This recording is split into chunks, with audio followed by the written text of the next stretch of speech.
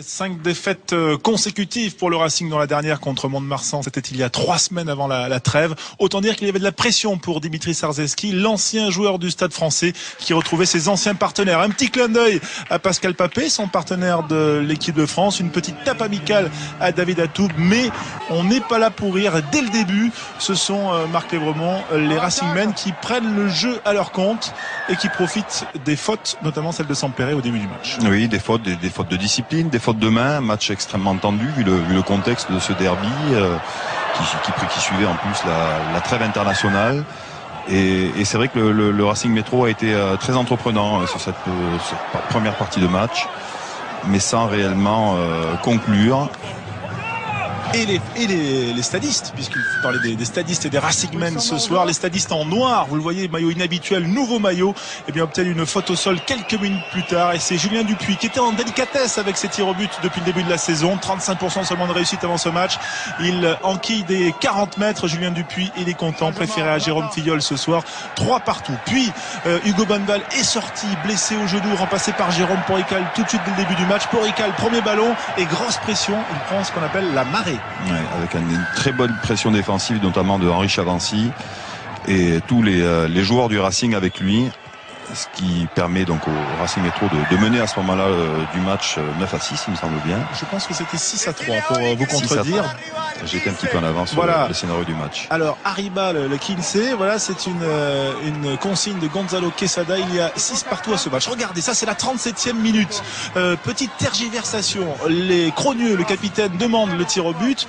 Monsieur Rénal montre les poteaux, donc a priori cette pénalité elle est pour le Racing, elle doit être tentée. Finalement non, pénal touche, et on en vient à cette touche qui aura de grosses conséquences. C'est un ballon porté qui va durer longtemps avec Dimitri Sarzeski qui est à la manœuvre avec le ballon en fond de ruck, qui tient le ballon dans l'axe du môle et qui emporte le paquet d'avant du Stade français sur 25 mètres, et ce ballon là Dimitri ne va plus le lâcher jusqu'à finir largement dans l'embut du Stade français pour un essai juste avant la pause qui permet donc au Racing Métro de mener avec une avance somme toute confortable de 7 points. Oui, 13-6 c'est le score au repos, accordé à l'après-vidéo, vous l'avez tout de suite vu Marc pendant le direct. Dimitri Sarzeski est soulagé, il faisait de ses retrouvailles un match émouvant, il a été perturbé dans certains lancers par, regardez, David Atoub au premier plan, il hurlait sur les commandements de son ancien partenaire pour perturber les annonces du Racing, et ça a fonctionné quelquefois. Voilà.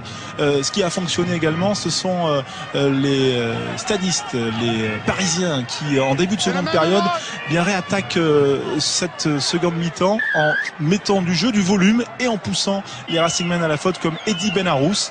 Et Julien Dupuis, lui, il recolle au score. Et on a été inquiet à ce moment-là du match pour le Racing Métro, parce que clairement le Stade français faisait feu de tout bois et a régulièrement sanctionné le Métro Racing de son indiscipline avec beaucoup d'intention. Le Racing Métro de son côté avait vraiment du mal à mettre la main sur le ballon, reculer de plus en plus en défense.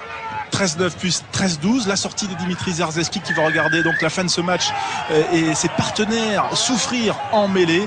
13-12 pardon. Là on est à peu près à la 72e minute. Cette mêlée donc donne la possibilité à Julien Dupuis de passer devant. Il reste 9 minutes dans ce match, 15-13 pour le Stade français qui mène pour la première fois dans ce match. C'est vrai, et on sent vraiment les Racingman démunis jusqu'à cette mêlée.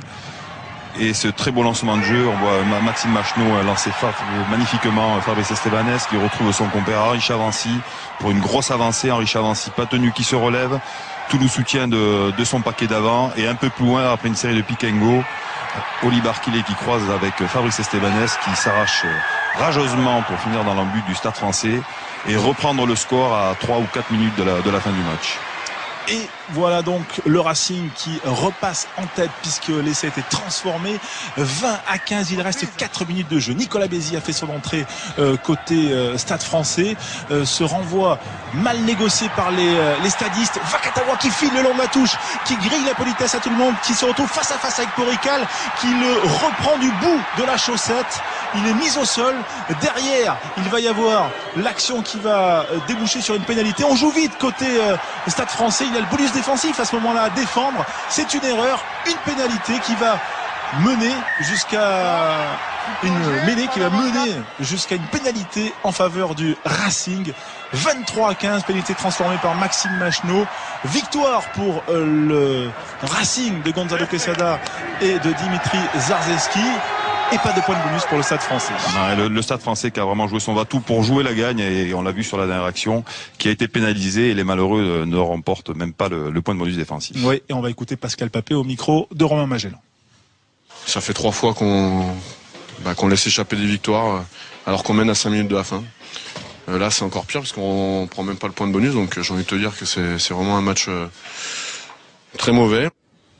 Et Marc Yvremont, on l'a vu, le Racing met enfin fin justement à cette série de défaites consécutives, 5 défaites, avec en toute fin de match cet essai peut-être symbolique de Fabrice Estebanez. Oui, un contexte lourd et pesant. On l'a senti à l'avant du match, même si c'est vrai, il y avait eu 3 semaines de repos après cette défaite à domicile du Racing Métro, et donc 5 défaites consécutives.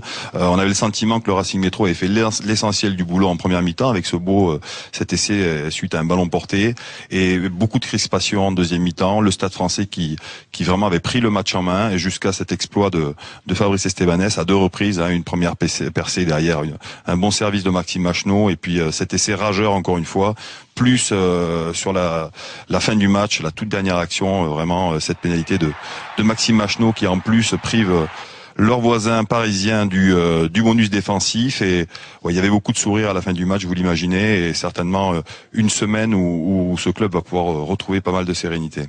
Merci, messieurs.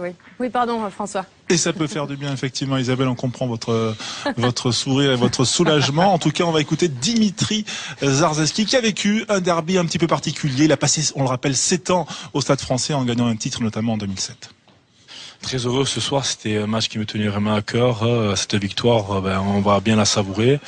Mais bon, il faut redescendre sur terre, on n'a rien gagné, rester humble et se remettre dès lundi à bien s'entraîner. Mais on a vu que quand on mettait beaucoup d'engagement, et si on continue de s'investir comme on le fait depuis le début de la saison, je pense que ça a payé.